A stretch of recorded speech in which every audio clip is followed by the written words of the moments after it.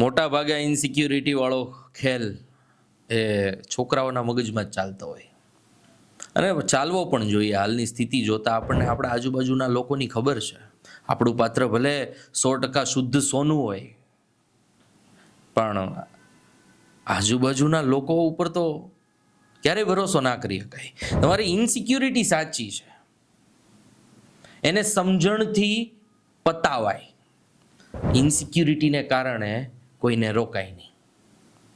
આ શીખવા જેવી બાબત છે કે વાંધો આપણને બીજાથી છે અને બંધાણમાં લાવી દઈએ છીએ આપણે જેને પ્રેમ કરીએ છીએ એને. તો તમે જેને પ્રેમ કરો છો ને એની ઉપર આંખ બંધ કરીને વિશ્વાસ મૂકી દો. જો સામેવાળો વ્યક્તિ ખરેખર તમારું હશે તો કદાચ સામા 100 લોકો હશે ને તોય તમારું પાત્ર એની નજરમાંથી તમને હટાવશે નહીં.